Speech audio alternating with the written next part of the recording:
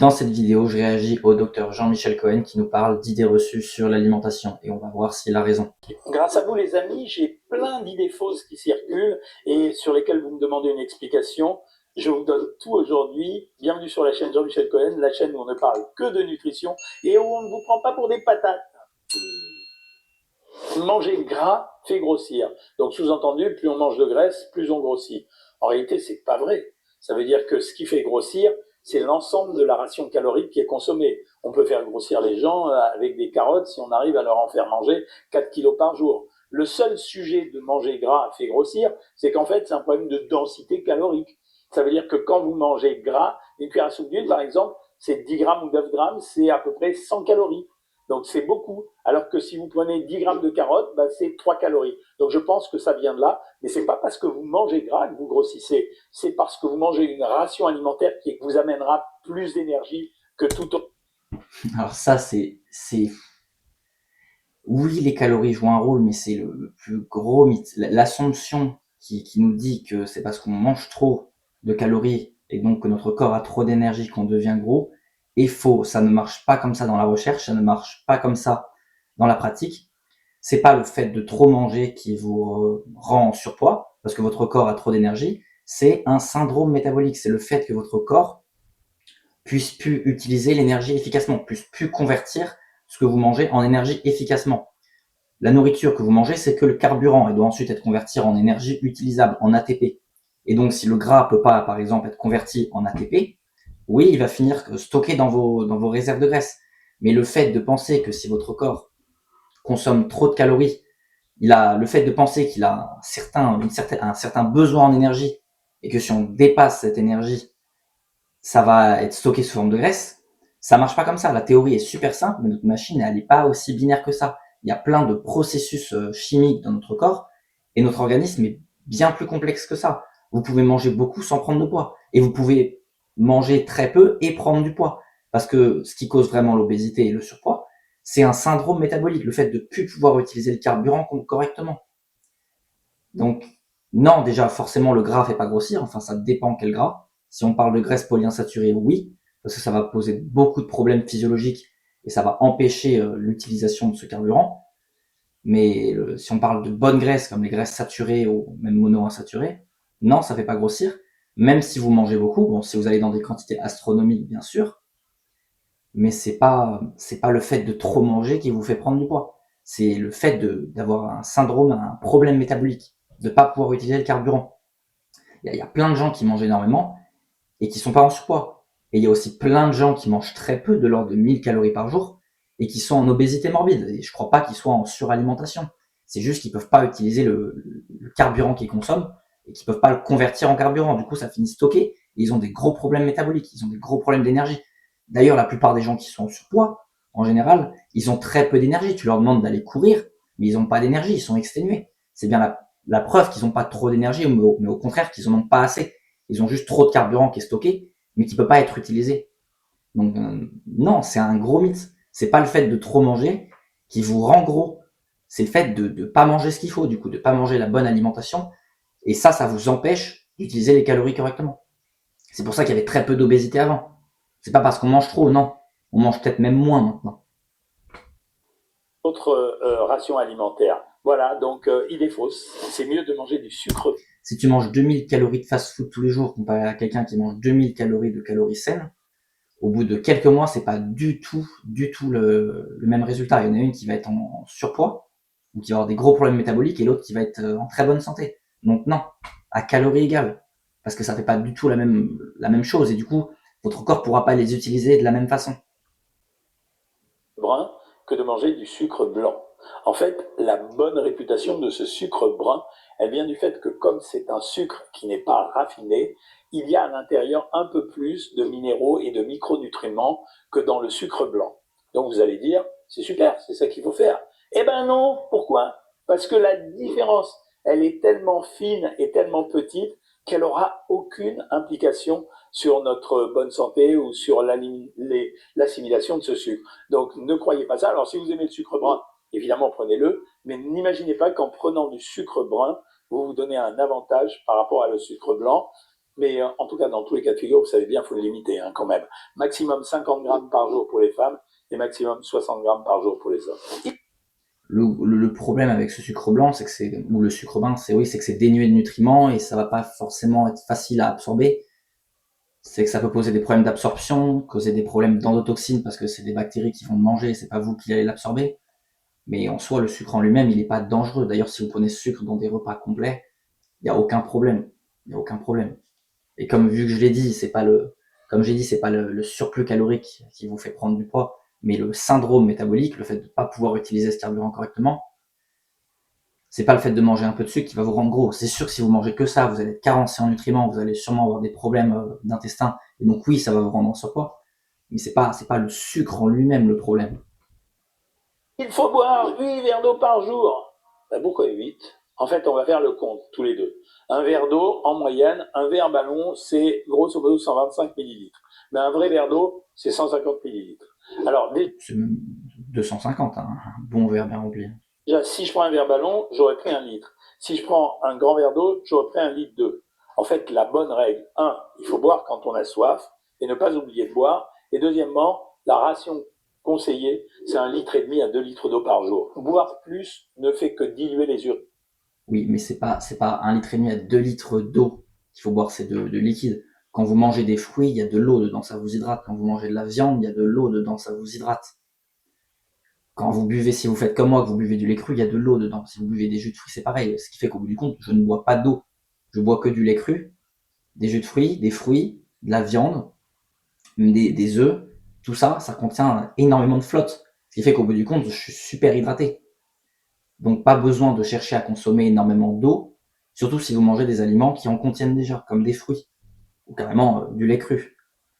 Mais non, oui, donc buvez quand vous avez soif, ça c'est un des meilleurs conseils, bien évidemment. Buvez pas si vous n'avez pas soif, c'est complètement inutile. Ça va même vous déshydrater. Parce que ce qui fait l'hydratation, c'est pas que l'eau, c'est aussi la balance des électrolytes. Donc du sodium, magnésium, potassium, calcium. Donc si vous buvez juste de l'eau plate, sans minéraux, vous allez juste vous déshydrater. Parce que pour évacuer cet excès d'eau, ça va vous demander des électrolytes et donc ça va vous déshydrater. Parce que vous allez par exemple perdre du sodium. Donc non, oui, pour être bien hydraté, il faut avoir assez d'eau. Donc buvez quand vous avez soif, mais il faut aussi avoir assez de minéraux. Donc c'est là que c'est important, par exemple, quand vous mangez des fruits, vous avez l'eau des fruits, mais vous avez aussi plein de minéraux, donc c'est très bien. Ou quand vous mangez des plats, c'est aussi important de saler ces plats, de saler au goût, parce que ça apporte assez de minéraux. Donc pour être assez bien hydraté, c'est de l'eau, c'est des minéraux et c'est je vais pas aller dans les détails parce que là c'est beaucoup plus compliqué, mais c'est une bonne structure cellulaire, une bonne production d'énergie cellulaire. Donc on en revient pareil. Si vous avez un syndrome métabolique, vous serez pas bien hydraté. Alors que si votre organisme peut convertir correctement le carburant en ATP, vous serez bien hydraté si vous avez suffisamment d'eau et d'électrolytes. Parce que l'hydratation, c'est de l'eau dans vos cellules, pas juste de l'eau dans votre corps. C'est de l'eau avec une certaine structure. C'est pour ça que c'est pas juste boire de l'eau pour vous hydrater. C'est pas aussi simple que ça. Donc ça n'a pas d'intérêt. Par contre, il faut boire suffisamment. L'état d'hydratation, c'est quelque chose d'extrêmement important. Il ne faut pas s'obséder là-dessus. C'est bien de boire 1,5 litre à 2 litres d'eau par jour. Je complète juste ça en vous disant que on oublie régulièrement que l'alimentation nous apporte de l'eau. Eh bien, une salade, ça contient 78 grammes d'eau, c'est-à-dire l'équivalent de 78 millilitres. Les œufs augmentent le cholestérol sanguin. Vieille idée. En fait, pendant longtemps, on a diminué les apports en œufs chez les gens, juste parce qu'on pensait que l'œuf contient du cholestérol, ce qui est vrai, c'est 225 mg pour un œuf. Il y a deux problèmes là-dedans. Premier problème, c'est que tout a changé. On sait maintenant que le cholestérol dans notre sang provient à 75% d'un cholestérol que nous fabriquons et 25% du cholestérol que nous consommons, ce qui veut dire que l'œuf devient épiphénoménal dans l'histoire. Donc, oui, complètement, il a raison. Surtout que le corps compense. C'est-à-dire que si vous consommez plus de cholestérol, votre foie en fabriquera moins.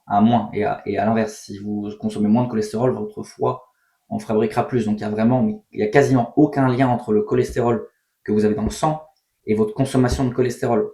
Donc si vous avez du cholestérol sanguin, ce qui est vraiment pas terrible si votre cholestérol est trop élevé, c'est qu'il y a un problème. Mais changer votre consommation de cholestérol n'y changera rien. Ça ne sert à rien d'enlever les aliments qui contiennent du cholestérol. Parce que ça pourrait même vous aider à diminuer votre cholestérol. C'est pas vrai. Aujourd'hui, on oublie cette vieille notion et on peut manger des œufs autant qu'on en veut parce qu'on sait que de toute façon, c'est seulement 25% de l'apport en cholestérol dans le sang, donc c'est une vieille notion. Alors après, on me demande toujours combien on a le droit d'en prendre. Une bonne alimentation n'interdit rien, mais en même temps, une bonne alimentation, elle est variée. Mais même si vous prenez 2 ou 3 ou 4 tous les jours, il ne se passera rien pour votre cholestérol. Ah non, aucun problème. Vous pourriez même, je pense, en manger 10 par jour. Ça changerait rien à votre cholestérol. Eh ouais, les jus de fruits sont aussi bons pour la santé que les fruits frais. Alors je sais pas s'il y a encore des gens qui racontent ça, mais c'est pas vrai du tout. Qu'est-ce qu'il veut dire? Premièrement, quand vous prenez un jus de fruits, alors peut-être que vous le pressez, peut-être que vous gardez la pulpe. Alors là, je dis rien. C'est quand même moins bien qu'un fruit à croquer. Ça coupe pas l'appétit. Et en même temps, on a quand même les minéraux et les vitamines qui sont contenus dans le jus du fruit. Par contre, quand vous achetez des jus de fruits industriels, une grande partie des vitamines a disparu. Les minéraux sont encore là, mais les vitamines sont plus là. Et surtout, il n'y a plus de fibres. Donc ça n'a plus d'intérêt. Donc finalement, En soi, les vitamines et les minéraux, elles sont toujours là. Après, il y a une pasteurisation sur les jus d'orange industriels, ce qui fait que ça réduit les teneurs en polyphénol et en minéraux, en vitamines. Mais il y en a toujours dans des bonnes quantités. C'est sûr que c'est pas aussi bien qu'un jus d'orange que vous pressez vous-même, parce qu'il est pasteurisé. Mais il y a quand même encore des bonnes quantités de nutriments. C'est pas rien. C'est pas du sucre vide comme si vous preniez du sucre de table. Donc, et même s'il n'y a pas les fibres, ça ralentit la digestion et ça réduit le pic de glycémie, mais c'est pas très important au bout du compte. Un jus de fruits, il y a quand même tous les composés qui vont servir à faire en sorte que vous puissiez bien absorber le sucre et que vous puissiez bien l'utiliser. Donc c'est pas un problème du tout. vous ne faites que boire de l'eau sucrée aromatisée. On vous l'a dit, mais il faut le répéter en permanence. Croquer un fruit, ça rassasie. Puis tiens, je vais vous donner un exemple. Ça, c'est pas ça rassasie, ça vous remplit un peu l'estomac parce qu'il y a des fibres. Mais vous avez un autre mécanisme de satiété, c'est quand votre corps il a assez d'énergie dans votre corps. Donc si vous mangez suffisamment, votre corps il va vous arrêter. Qu'est-ce qui vous rassasie le plus? Le jus de 3 oranges ou 3 oranges? Je vous laisse deviner. Ah là là là là là là. Oui, parce que les fibres remplissent l'estomac, donc c'est juste qu'il n'y a plus de place dans ton estomac. C'est pas pour ça que c'est bien. Le gluten, c'est mauvais pour tout le monde. Et quand vous prenez du gluten, eh ben, vous risquez de grossir. Et quand vous prenez du gluten, votre santé est moins bonne. Taratata. Le gluten, c'est un problème qui concerne soit des gens qui sont purement allergiques, cela on fait le diagnostic, soit par des tests sanguins, soit en faisant une biopsie dans l'intestin. Des gens qui sont intolérants au gluten, ça veut dire que le gluten leur donne des manifestations digestives difficiles, ça veut dire ballonnement, flatulence, gonflement du ventre, mal à l'aise, quoi. Et troisièmement, il y a des gens qui sont susceptibles au gluten.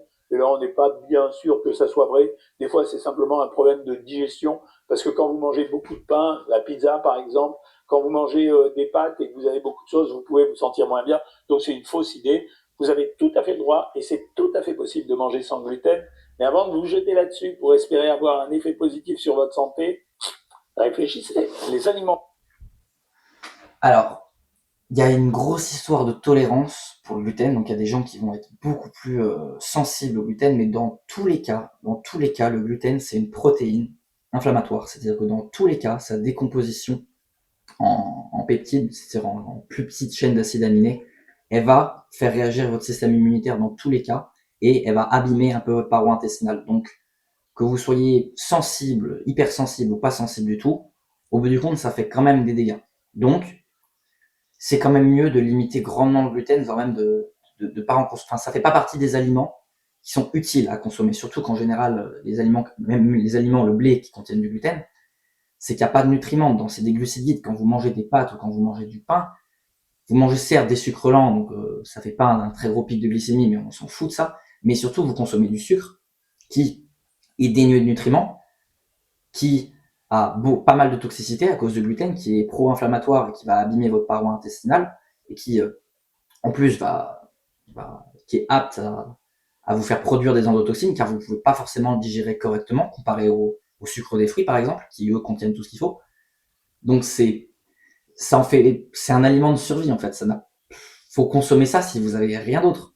Mais consommer littéralement juste du sucre qui est dénué de nutriments avec un peu de toxicité, bah, si vous avez rien d'autre à manger, mangez ça. Mais je veux dire, si vous voulez être en bonne santé, ça n'a pas de sens. Ça n'a pas de sens de manger du blé. Ça n'a pas de sens de manger beaucoup de pâtes ou de pain. Ça, c'est pas utile. Et ça a rien à faire dans la meilleure alimentation. Biologiques sont toujours plus nutritifs que les autres. Alors, c'est pas tout à fait le thème, mais avant de vous jeter là-dessus pour espérer avoir un effet positif sur votre santé, réfléchissez. Les aliments biologiques sont toujours plus nutritifs que les autres. Alors, c'est pas tout à fait vrai. En fait, les études ont montré que pour une partie, les aliments biologiques contiennent des produits intéressants, des nutriments intéressants, mais pour une autre partie, les aliments conventionnels contiennent plus de certains autres éléments. Donc ça veut dire que c'est un mix des deux. La réalité, c'est que si c'est vraiment des aliments biologiques, ça vous protège des résidus de pesticides ou des produits phytosanitaires. Mais en termes d'avantages nutritionnels, aujourd'hui, on n'a pas d'avantage nutritionnel à consommer plus bio que plus conventionnel. D'ailleurs, Je suis pas sûr de ça, hein. Pour les pesticides, oui, il y en aura beaucoup moins. Ce ne sera pas des pesticides et des insecticides de synthèse. Mais les agricultures biologiques, les fruits ou les légumes qui poussent sur des sols biologiques, c'est des sols qui sont plus riches parce que c'est pas des monocultures en général. Il y a encore la biodiversité. Donc les sols sont plus riches en minéraux. Donc au bout du compte, vous avez des fruits qui sont plus riches et plus sucrés. Donc si, quand même. Études qui ont montré que, soi-disant, les gens qui mangeaient biologique avaient moins de maladies que les autres sont très contestées. Pourquoi? Simplement parce que les gens qui mangent bio sont des gens qui surveillent leur alimentation. Et donc, s'ils surveillent leur alimentation, bah, évidemment, ils ont un rythme de vie, un mode de vie qui est un peu meilleur. Et c'est peut-être pour ça, justement, qu'ils déclenchent moins de maladies. C'est pas parce qu'ils... C'est vrai, le biais de l'utilisateur en bonne santé. Ils ont mangé bio. Le citron à jeun fait maigrir, le vinaigre de cidre fait maigrir. Quelle est la caractéristique commune aux deux? Ben, c'est l'acidité des produits. Et donc, ça marche bien en termes de rumeur. Alors, je sais qu'il y a une étude qui a montré qu'il y avait un pic glycémique en moins quand on prenait du vinaigre de cidre, mais on s'en fout qu'il n'y ait pas de pic glycémique. On s'en fout complètement. Les pics glycémiques, c'est quelque chose de naturel. C'était un élément de rumeur qui a bien fonctionné. Mais je vous dis, la vraiment caractéristique commune, c'est les deux sont acides. C'est pour ça qu'à un moment donné, on a dit que le pamplemousse fait maigrir. C'est pour ça qu'on a parlé que l'ananas faisait maigrir. Et vous avez remarqué, dans les 4 cas de figure, en fait, c'est des produits à la coloration très spécifique, en particulier jaune ou jaune ambré, comme le vinaigre de cidre. Ne croyez pas à ça. Si vous avez envie de boire un jus de citron à jeun, ok, il n'y a pas de problème si vous aimez ça, mais vous n'aurez aucun bénéfice sur le poids quand il est jaune ou jaune ambré, comme le vinaigre de cidre. Ne croyez pas à ça. Si vous avez envie de boire un jus de citron à jeun, ok, il n'y a pas de problème si vous aimez ça, mais vous n'aurez aucun bénéfice sur le poids. Quant au vinaigre de cidre, la seule chose que vous risquez quand vous le prenez à jeun, c'est de vous faire mal à l'estomac. Sinon, franchement, mettez-le dans les salades. C'est ce qu'on fait depuis des centaines d'années. Ben, ça n'a pas fait maigrir l'humanité. Pourquoi vous mangez des salades? C'est des calories vides, ça n'a pas de sens. Pourquoi manger de la salade déjà? Si vous avez aimé cette vidéo, les gens mangent des salades parce qu'ils pensent que c'est le fait de trop manger qui les rend en surpoids. Alors que c'est pas le cas. C'est un syndrome métabolique, le fait de pas manger les bons aliments, le fait de pas avoir assez de nutriments, le fait de manger des aliments trop toxiques qui empêchent leur absorption, qui endommagent votre métabolisme et qui empêchent d'utiliser ce carburant efficacement. Et qui du coup affectent les calories qui sortent correctement. Et s'il n'y avait plus tous ces problèmes-là, vous aurez des calories qui sortent qui seraient bien plus élevées parce que votre corps peut fonctionner naturellement et donc vous perdrez du poids ou alors vous maintiendrez votre masse grasse optimale très facilement.